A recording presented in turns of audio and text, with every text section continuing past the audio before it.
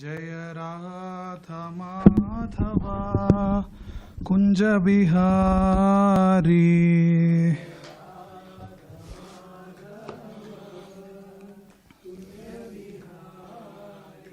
जय राधा माधवा कुंज बिहारी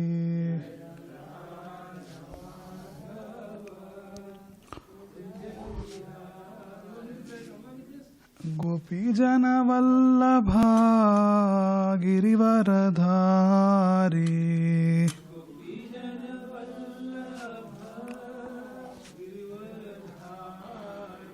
जय गोपी जन वल्लभा गिरिवरधारी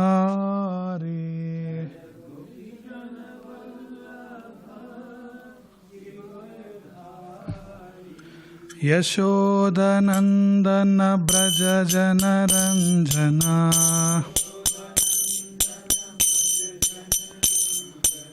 यशोदनंदन ब्रज जनरंजना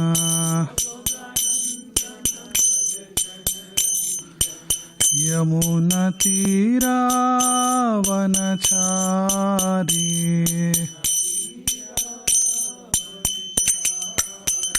जय राधा माधवा कुंज बिहारी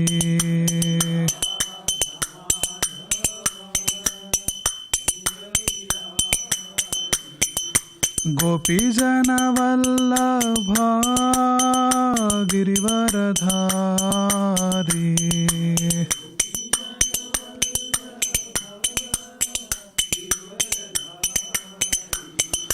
यशोदनंदन ब्रज जनरंजना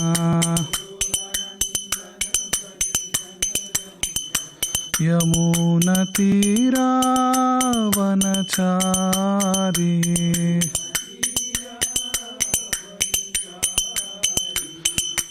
हरे कृष्णा कृष्ण कृष्ण हरे हरे हरे राम राम राम हरे हरे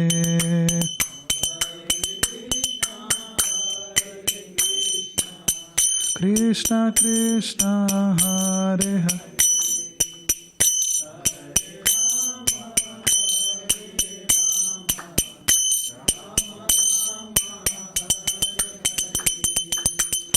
ओम अज्ञानतिमिरान्धस्य ज्ञानाञ्जनशलाकया चक्षुरुन्मिलितं येन तस्मै श्रीचैतन्यमनोभीष्टं स्थापितं येन भूतले स्वयं रूप कदा मह्यं ददाति स्वपदान्तिकं वन्देऽहं श्रीगुरो श्रीयुतपदकमलं श्रीगुरोन् वैष्णवांश्च श्रीरूपं साग्रजातां सहगणा रघुनाथान्वितं तं सजीवं साद्वैतं सावधूतं परिजनसहितं कृष्णचैतन्यदेवं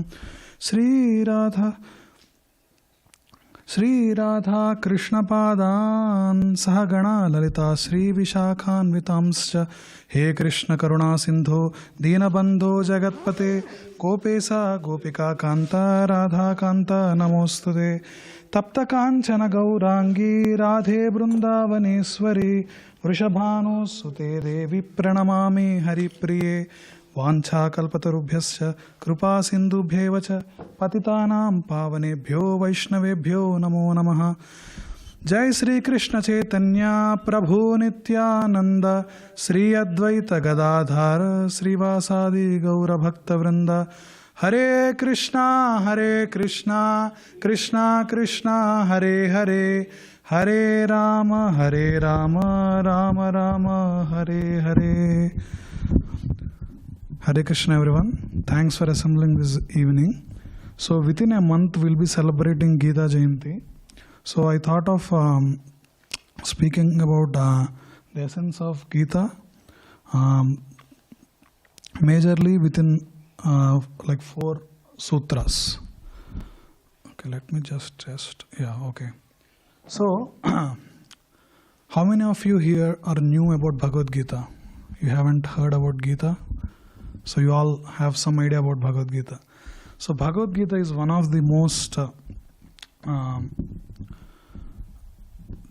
like the timeless knowledge has been encapsulated within the Bhagavad Gita. You might be coming from any school of thought. So Gita Upanishad or Bhagavad Gita has been given the topmost priority in terms of how to approach the summary of Vedas or Vedanta. And so the essence of Gita here I am summarizing in 4 sutras. So this PPT is actually compiled by Radhesham Prabhu when he was on like USA tour last year. For some reason he couldn't come to San Diego, so I thought of presenting the same contents here. So just to give some introduction,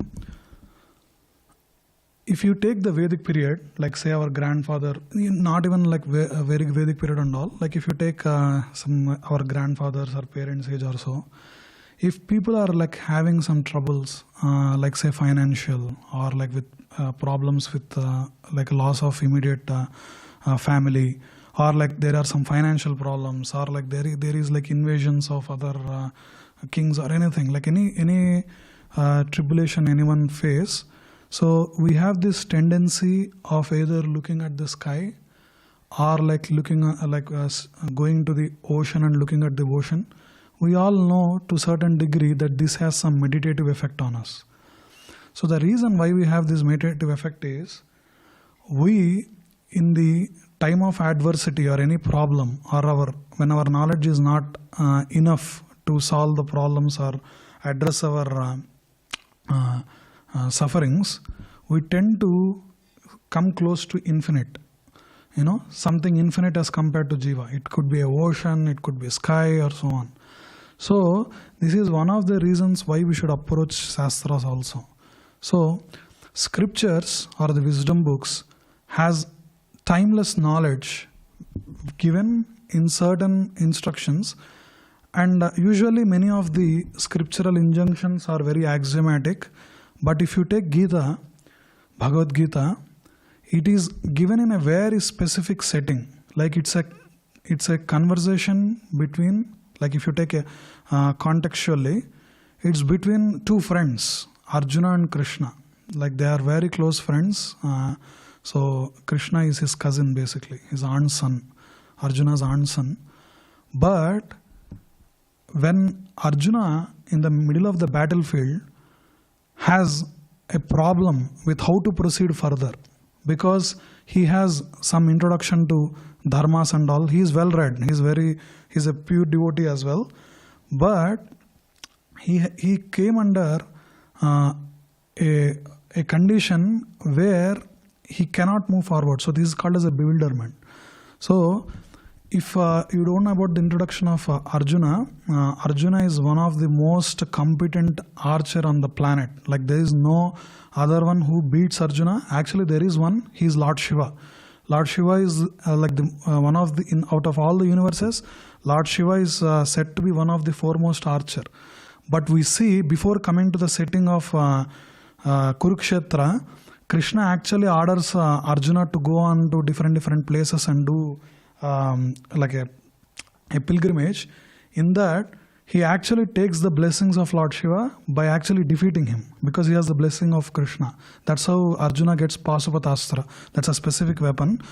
So, other than going into the realms of Devatas and all, Arjuna is the most competent archer on the planet. And another thing, he has a weapon, a bow called as Gandiva. So Gandiva is given by, I don't know, it's Arjuna or Agnideva, one of those two. It's a very specific bow. So it says that the Gandiva bow emanates like 100 suns, like the illumination. And like it is said that in the middle of a battlefield, if you, like they say this Dhanushtankaram, like they take the bowstring and they do like this.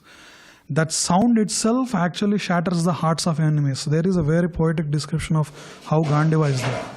And the usage of Gandiva bow, like it's an extremely advanced weapon in the hands of an extremely competent archer. But still, Arjuna's mind itself is disturbed in terms of whether to fight with his relatives or his gurus itself. This is because of not having clarity of how to proceed. So for that, he approaches Krishna in a mood of a disciple.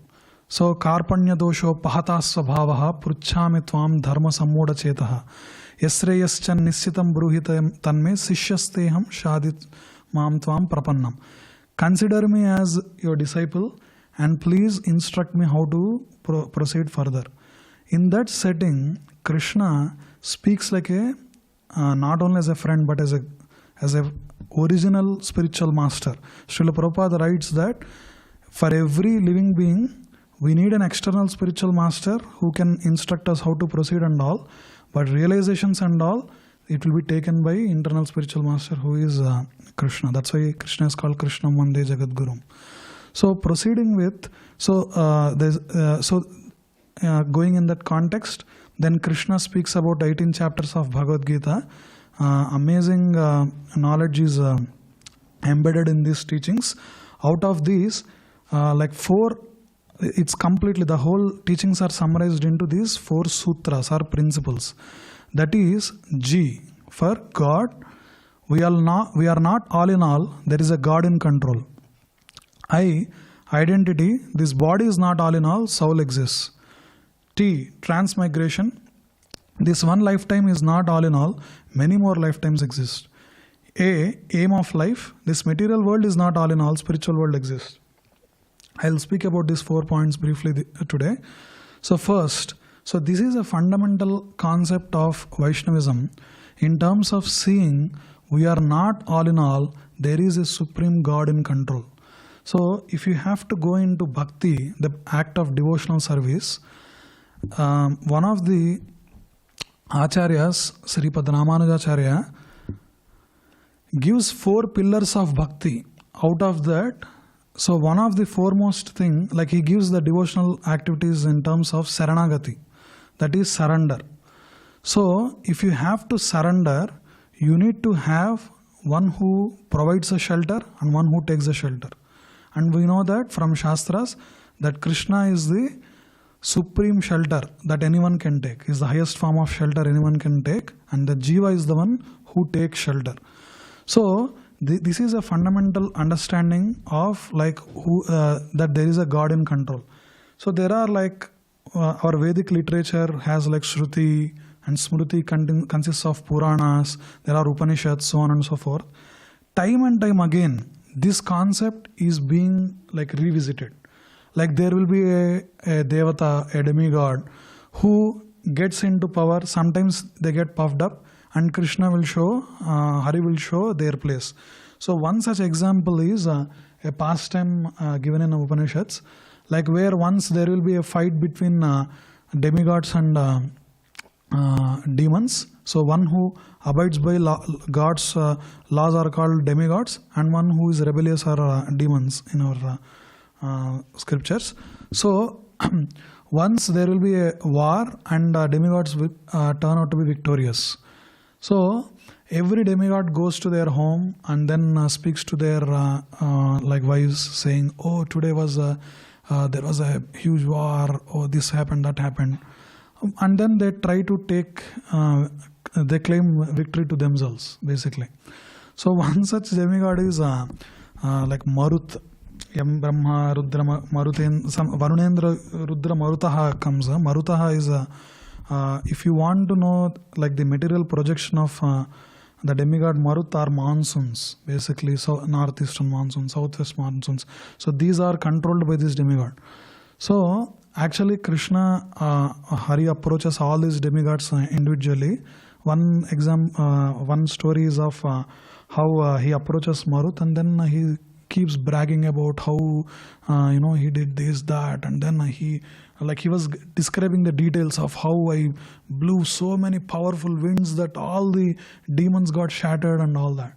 And then Hari laughs, and then he takes a blade of grass and puts before him and tell, "Oh, I want to see, I somehow missed your art of warfare. Just please move this with your power." Means, "Oh, sure, I moved big mountains and all. What is a blade of grass for me?" And then he, like that, he uses his power and all, but he couldn't move blade of grass. So, so this is one of the pastime where then he'll understand that, okay, this is again Krishna's, in Padyaval it is said that Leela Adur Lalitat Bhuta Vyasanine Krishnaya Tasmai Nama, like how wonderfully playful, mischievous pastimes Krishna performs, and he offers obeisances and say, okay, it's my mistake, you are in the control and all. But there are, this story is actually said by Bhaktivinoda Thakur. He keeps referring to this story. And that's why you see Srila Prabhupada using this, like without Supreme Personality of Godhead Krishna, you cannot even move blade of grass. He writes in so many purports actually. So that is like lack of understanding of God in control. So if we see, there are so many celestial objects that are running without any interventions of like so-called intelligent species on the planet, and that is the cosmos, and scriptures say repeatedly that the source of cosmos is Krishna. So there is a contemporary worldview where everything originated from a big bang, there is no God whatsoever, that's a worldview. But the Vedic worldview gives that God created everything and everyone. The very word cosmos means an orderly, harmonious, systematic universe. And there are other scientists also who gave some statements in terms of, in support of this. So, so if we have to ponder about the question, either did we come from a big bang or a big brain? So that is this. So what Gita has to say about it, that Krishna speaks about his all.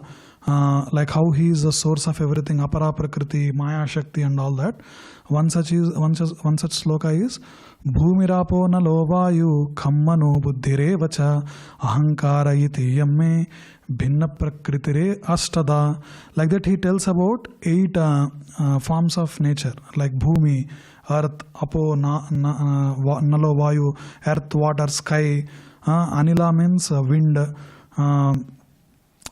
so like that, kammano buddhirevacha, with intelligence, false ego, so on. And also Krishna tells in Bhagavad Gita that he is the taste of water in Bhagavad Gita 7.8. And Prabhasmi Sasi Suryayo, I am the source of the light and moon, Krishna tells in Bhagavad Gita 7.8. So there are so many verses which says about how Krishna is the supreme controller. If you take even like there in the Vedic world point of view, Earth is not the only inhabitant planet. There are so many 14 planetary systems will be there, which happens in like a planes in the material world itself, and there is a spiritual world with Vaikuntha planets and so on. So even in Vishnu Sahasranam there is this thing. Sasurasura Gandharvam Sayakshoragarakshasam Jagadvase Vartatedam Krishnasya Sacharacharam. So it says about Sa means together with, Sura, Asura means demigods, demons, Gandharva, Yaksha, Uraga, Rakshasa, Chara, Achara. Chara means moving, Achara means non-moving. So all these, the material worlds and spiritual worlds comprises of all these beings, Jagad Vase, under whose control is that Jagat is there. So to that Krishna I offer my oblations. That's what Vishnu Sahasranam says. And also about the source of light, and I'm the source of the light of the moon and also the sun. Like even in the Shruti mantras, it is said, like even in Vishnu Sahasranam Dhyana Sloka it comes, when it is describing about the universal form of Krishna, like how does it start? Bhuhpado yasya nabhir viyadasura nilas chandra suryau chanetre karana vasa siraudyaur mukamapi dahano yasya vasteyam abdihi antastham yasya visvam suranara khaga gobhogi gandharva daityaihi Krishnam I forgot, gandharva daityaihi. So it goes on like that. It says about like the universal form of Vishnu, where if he stands on earth, then his 2 eyes becomes like sun and moon. It's not about exact scale of saying, it's about how universal form operates on the material world. Like whatever that we eat, and even many of the energies that we come from is coming from sun, and even there are like some plants and some minerals which are enriched in moonlight. So all these, there are only two things, like either we are under the moonlight or the sunlight. So Krishna is actually the origin of this source. That is what it says. So even when we observe the nature around us, how Prakriti operates in terms of the defensive mechanisms of the body, how defensive mechanisms of the earth itself, in the material science itself, you see amazing intricate designs of a supreme intelligent being, Krishna. Like I was seeing a documentary where it says like how earth was protected by repeated asteroid attacks. It's because of having a huge planet Jupiter close by it. So it actually exerts a huge gravitational field that if any asteroid is coming closer to this, it attracts it, and that's why there is a huge asteroid belts around it. And not only that, like if you take even in the material science, how Mars is supposed to be a twin planet as Earth, but it got fried up because of the solar flares. But because of Earth having a specific magnetic field, some 54 Tesla or something, so it deflects the solar field, and that's why our waters are not completely dried up. These are like small examples, like to say, even the body itself, they have so many intricate defensive mechanisms if there is any foreign body enters and so on. So it's the same way, like from a small insect like ant to a big beings like bears or like other gigantic creatures, Krishna, like if you see the nature, how it arranges to their well-being and all, you can see a very intellect hand behind all this. And Bhagavad Gita like points out that the source of all this is the Supreme Personality of Krishna. So how it operates is that we are not ultimate controllers, we are minute controllers. It's not that we do not have any control. We were given a limited freedom called as free will, but under the sanction of Ishvara, Krishna. So that's what this triangle says. Jiva desires and Ishvara or God sanctions. And when God sanctions and orders, the material arranges the facility for fulfilling our desires. I will speak how how the material world arranges and all. So it's basically to give some small glimpse into it. Like after the death, what happens is that whatever the desires that Jiva has, so that when you leave the body with soul, even your mind also it takes, and then the next body and the subsequent lives are arranged according to the desires and that of what is in your account called karma. I'll come to this point again. So basically what Bhagavad Gita says in the first point is that our prime duty is to use our intelligence to appreciate the great creation of God, to unfold the mysteries of God's creations through science to glorify God, and to understand and explain the purpose of Lord's creation, which is to love God and love all, and to utilize everything for the pleasure of God and welfare for all. So this is the prime duty that Krishna speaks in Bhagavad Gita. So one thing is, we should, whenever we see this great creation of God, we need not shy away from it or like say, look at it negatively, like saying, oh, this is all imaginary, this doesn't exist, or this is not real, not like that. But use our intelligence to appreciate the great creation of God.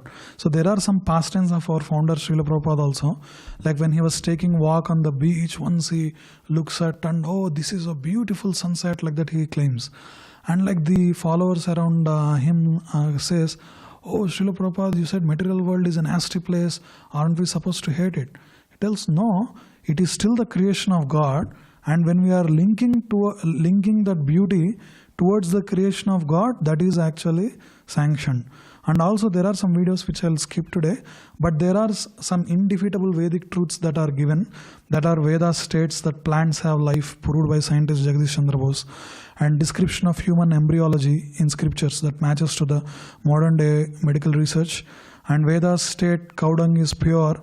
Only in 1940 the scientists found its antiseptic qualities. And modern man is turning to yoga, meditation, Vastu Shastra, astronomy, and metallurgical sciences, astrology, etc. from Vedas. And also there are some intricate mathematics that are there, the mysteries here. I was supposed to show how Fibonacci series is actually embedded in, like how the shape of an ear comes from a Fibonacci series, and how plant leaves come, how flowers blossom also in terms of Fibonacci series and all. So you can see there are very intricate mysteries in God's creation, and we should use. Oh yeah. Oh, it comes. Okay, I'll show next time. And also our prime duty is to understand and explain the purpose of Lord's creation, which is to love God and love all. That's the main purpose of the creation. And so here, like there is a professor from IIT Kanpur.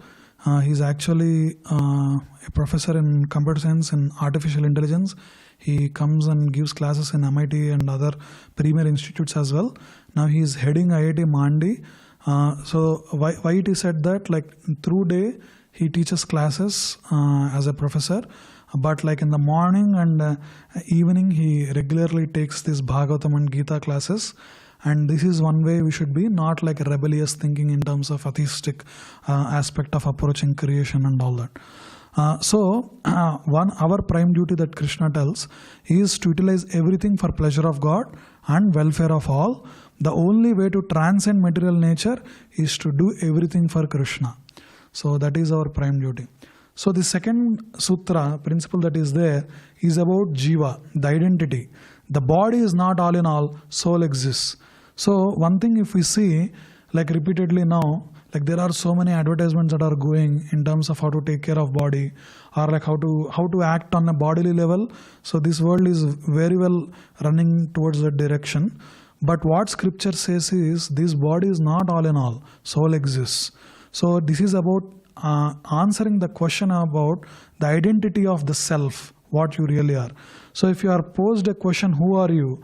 We tend to answer by saying my name or my identity, where I am coming from. These are all attributes given to the body. But the real identity is the soul. That is what jiva. So one of the scientists, Dr. Harry Monson, anatomy professor from Illinois College of Medicine, says that if you take the composition of body, it consists of the following compounds like calcium, phosphate, potassium, sulfur, sodium, all these things. If you take the entire value of this, I don't know if that works. It comes to less than like $2 or $3. That's it. So like you can ask yourself, like if there is an accident that happened, and like there is a very premier BMW car, one guy is driving, and then he went into this accident, and then he was bleeding. Then will you rescue the car first or the human being first? So we know that there is something more than the outer covering of the body. How to know what it is? Then we have to approach to a wisdom which is greater than, which is bound by this knowledge, like bound by the knowledge that are obtained through our material senses. So that wisdom is given in Gita. So the material viewpoint, which completely misses up like what the point is we are bodies made up of matter. We are no more than a chemical bundle. Everything is finished at the time of death. That's why, there is this notions of, oh, you only live once, just do it and all that, like without thinking with intelligence and all. This is a very ignorant point of view, in a material point of view. But what Krishna tells in Bhagavad Gita, this is the first point Krishna addresses while dispelling the illusion of Arjuna. That is a spiritual viewpoint. We are not the material body of flesh and bones. We are spirit soul encaged in the material body. We are the embodied soul.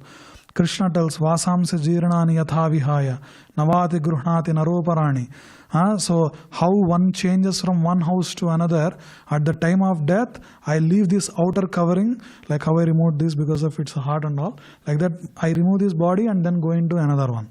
So that Krishna tells. And third one is that we do not die when material body stops to function. So material death is when the body stops to function. But that is not the death. Na hanyam te hanyamane sarire. Krishna tells, like, even at death, like you won't die, because this is like an eternal, our jiva is an eternal being. There was never a time that it came into existence. It will not come into existence, never cease to come into existence or so. It is there eternally. So this eternal point of view, scriptures give. So there are three major differences that are given by a living body and a robot. One thing is any living body undergoes 6 changes while matter only dwindles. Dwindles means you can change matter from one form to another, but body undergoes 6 changes. That is birth, growth, maintenance, production of byproducts, and dwindling and death. So this is how a living being is, the symptoms are shown here. The 6 changes are the symptoms of a living being. There is another thing also, and a male and female living body can multiply similar species, and this is reproduction is also another thing. And the third thing, very important point, is living body has consciousness, thinking, feeling, willing, while matter has no consciousness. So this is like jada, you call, like if I hit it, it won't feel pain, but if you pinch, you feel pain. So that is the consciousness. So consciousness, it is a symptom of existence of a soul. If the soul is there, consciousness is seen. So how do I know that? There are so many documented evidences of near-death experiences and out-of-body experiences. There are many sannyasis who experienced that, like Sachidananda Swami Maharaj and all, when he went to surgery. Not only within our movement, you can go on, there are like documented evidences by in like medical journal of current problems in pediatrics and all. 11% to 14% of average American population who are mentally and physically healthy had OBE. OBE is out of body experience. When they were in surgery, they were able to perceive what all happening, but they are completely unconscious. So many people who came afterwards said this. So that is a proof showing that there is something more to the body. So why should I know this point? Is because of many of the atrocities, harassments, abusings going on, because we are contemplating on or like looking at the bodily point of view. Once when we see the identity of self, it is what Isopanishad also says. What yastu sarvani bhutani atmanyeva anupasyati sarva bhuteshu chatmanam tatovana vijugupsade. When you seize that each and every living being is part and parcel of the Supreme Personality of Godhead Krishna, and one who sees Krishna as the Paramatma in all living beings, tatovana vijugupsate, you will not have hatred towards any living being or anything. So that understanding is given by Bhagavad Gita. So another third point which is said is about the transmigration. This one lifetime is not all in all. Many more lifetimes exist. This is the point of where I'm saying YOLO, like you only live once, or just do it. Life is short, like just do it and all. But that is not true. Like what Veda says is that you take birth again and again and again. Punarapi jananam, punarapi maranam, punarapi janani jathare sayanam.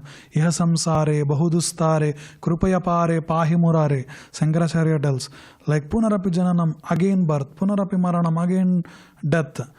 Again after death, punarapi janani jathare sayanam. Again I'll go and sleep in womb of my mother. Iha samsare, this repeated cycle of birth and death. Bahudustare, you cannot cross on your own. So, Krupaya pare pahi murare. Oh Murari, oh Krishna, I am catching your feet. Please help me transcend this. That's what the prayer by Sankaracharya says. And yes, yeah. So, one of the thing you can see, if you do not actually have some faith in this, is you can approach this material science of reincarnation research. Like there are like Ian Stevenson, Carlson, professor of psychiatry, University of Virginia, has over 2,000 cases of spontaneous reincarnation memories. So you can go and check his works and all. There are many documented evidences of reincarnation. Like actually Mahatma Gandhi had a movement, had a mission like this. There was once a case that came onto he appointed a commission to verify that, and they verified. Like there is a small child who is like 4 or 5 years old. She's born in some other place, and she's speaking about like how she has a daughter. My husband is there in some other village which is thousands of miles away, and there is absolutely no way of her knowing. So they brought it to Mahatma Gandhi. He appointed a commission, and they investigated, and they actually followed that girl. When she's coming to the outskirts, she started showing like the route to her village. Then immediately when her daughter, which now she's elder, and this girl is very small, and then she burst into tears and hug, oh, you are here, and she was addressing her name, and then they spoke with her husband and all, like then she spoke about so many details about, so there are these kind of glitches in matrix, you can say, that Krishna put to have this reincarnation proved out. And once there is reincarnation, there is absolutely no doubt there is something beyond like the you have to go into the platform of the soul. So there are so many stories that are there. I will just go through it. Okay, there is also another, you can just Google reincarnation. There is a story in the Second World War also, like one of the warriors, like he takes birth again and as a small boy, and then he speaks about the intricate designs of the war aircrafts and all. His father gets, how do you know all this? It's very technical. And then he speaks about this aircrafts. Oh, I used to fight here. Then in the war, I was shot down and my plane collapsed, and they went and checked his details, and they found out that there is a person in the army during that time. Like that, there are so many evidences of reincarnation, which shows us that the transmigration of soul happen.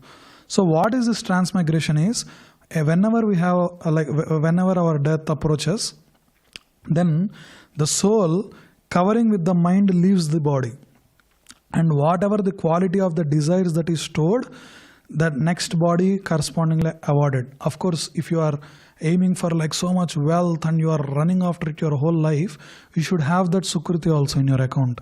There is this karma account will be there. So all your sins and all your doing goods, like the good and bad, one will not nullify one another. So these are stored in a sanchita karma, a global account, and that is distributed into number of lifetimes, some of that, some of this, some of that, some of this, so that you will not be overwhelmed with either complete sufferings or you do not get forgotten with complete boons also. So that is how like you are awarded with the next body. So one takeaway from this is, that's why we should be extremely cognizant of our hankerings, our desires while we are walking on this planet, because our next life basically is dependent on that. That is why if we are having some animalistic propensities or certain like filled with envy, greed or some other things which you are not supposed to have, so Bhagavad Gita gives a warning. You have to curb that behavior into moving towards more mode of goodness. So Krishna tells, Antakale cha mameva smaran muktva kalevaram ya prayati samadbhavam yati nastyatra asamseha.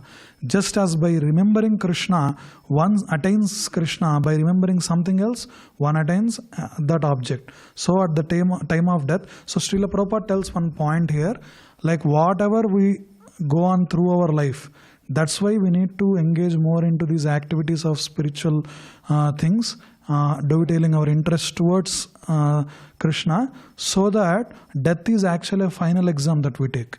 So all this is actually preparatory period, and that is actually the final test that we take. So basically, if you that's why there is one stotra by Mukundamala stotra written by Kulasekara Alvar. He says, Krishna tvadiya padapankaja panjarantam adjaiva me manasa rajahamsaha prana prayana samaye kaphavata pittaihi kanthavarudhana vidau smaranam kutastve. So this is the prayer by Kulasekara Alvar. He says, Krishna, let my Rajahamsa of mind be surrendered onto your lotus feet right now, adhyaiva me, right now, because prana prayana samaye, at the time of death, there are three ailments that covers us, kapha, vata and pitta. So it completely, you might feel choked also, and there is a possibility that I might not be able to chant your name. So let my mind be surrendered onto your lotus feet right now. So that is something based on the teachings of Bhagavad Gita. There are like some stories in the scriptures like Ajamila. He led a very sinful life, but in the beginning of life he did some sukruti, like some pious activities and all. And he names his last kid as Narayana. So while dying, he calls out of thirst, Narayana, like that he shouts. Narayana is one of the names of Lord Krishna. And so there are these Yamakinkaras who comes. Yamakinkaras who wants to take away Ajamila, but they couldn't because Vishnudutas come, because at the time of death he accidentally said the name of Lord Hari. And even there are so many stories within ISKCON also, like many devotees said that they had heard about Yamakinkaras and all. Like during some of the offerings you can hear. And also another story that we see, even like an animal like Gajendra, because the Gajendra in the previous life is Indradyumna Maharaj. So he gets trapped in a pool, a river kind of thing, and a crocodile attacks it. It tries to fight for thousands of years. It couldn't, and then it tries to remember out of that suffering about, there is this Supreme Lord who takes over all the material, and then it starts offering prayers. Then Vishnu comes on Garuda and uses his Sudarshan Chakra to cut off the Makara, that crocodile, and that's how he give deliverance. So I said how the body is awarded. Yam yam vapi smaran bhavam. This is also from Bhagavad Gita 8.6. Tyajantyante kalevaram tam tam yevaiti kaunteya sada tad bhava bhavitaha. As one, whatever the state of being one remembers when he quits his body, O son of Kunti, that state he will attain without fail. So we accept one body after quitting, another depending on desire stored in our mind at the time of death. So good or bad karma in our account. So here there are some example, like one who keeps glaring at the opposite sex with lustily will take the form of, like say, dog. And who is in tamoguna, who is lazy and always sleeping and not, he doesn't want to do any activity and all, he will be taking like a bears and all. So scriptures say one who is vicious, who is always envious of other people's well-doing and who is always suffering with this envy will take like reptile births. And one who is always interested in exposing his body takes lives of these things called as trees, and then you can live on for hundreds of years in a wind, like whatever the condition is. And who is excessively attached to meat eating and other animalistic propensities will be awarded such lives. So we need to curb these habits through especially mantra meditation. So all these nonsensical cravings, other animalistic behavior are stored within mind, and the mind also catches all the anxieties. I should have done that, I should have done this, my relationship would have been this if I would not have done that. All the anxieties about future, everything, what happens if this happens and all that, mind keeps catching it. And it is said that, like say, if I ask you to hold this, these are not that heavy, but so you can hold it. But if I ask you to hold it for hours together, then your hand starts paining. So that is exactly what mind does. It keeps catching and storing, and it holds on it. And mantraha means manaha trayate iti mantraha. That means as soon as you chant Hare Krishna, Krishna Krishna, Hare Hare, Hare Ram, Ram Ram, Hare Hare, mind immediately leaves that and catches onto that holy name. So that's why it's called as mantra meditation, and that's a solution that is given. The last point is, what is the aim of life? So you heard about like how you have these impurities that are there and how to purify this heart and glorify your being by chanting Hare Krishna. So you can see two beings, one is Hanuman and one is Ravana in Puranas. One has exploitative mentality who wants to take Sita or wants to enjoy all the things, versus a servitude. And you know who ends up being glorious? Hanuman is the one who is dear to the Lord and all.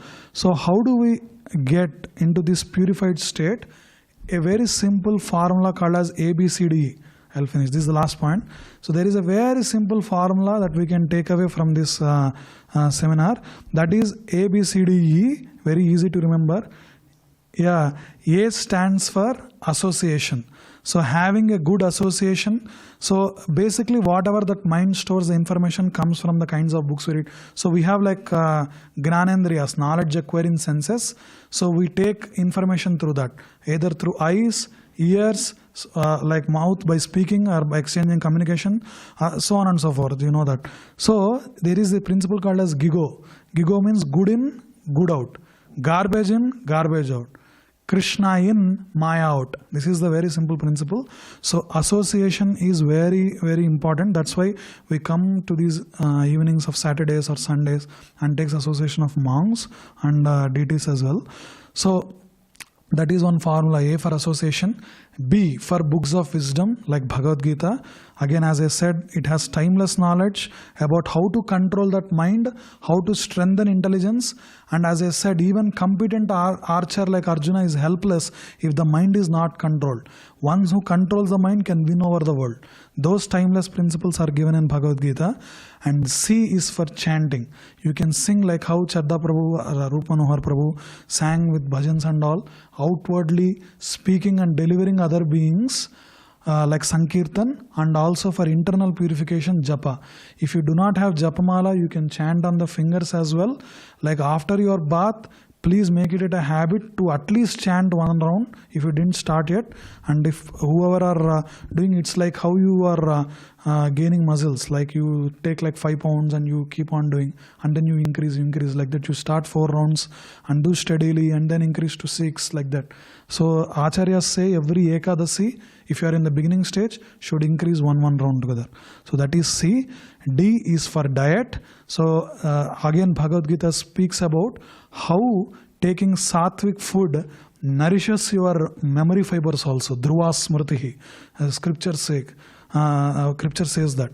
Like if you take sattvic food constantly, it actually nourishes the fibers. That's why you see monks and all who are practicing expert, like you see Dravida Prabhu and all, how he can recite hundreds of slokas and all.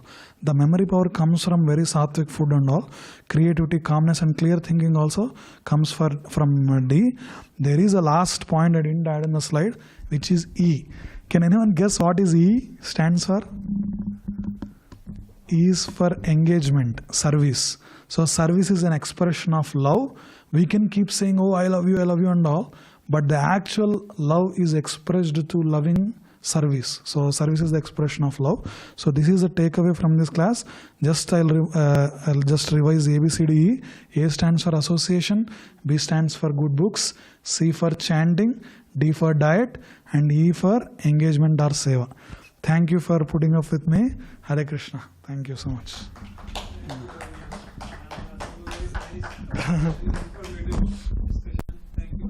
Jai Prabhu. And I'm sorry I rushed. Please forgive me. Okay. Srila Prabhupada ki Jai.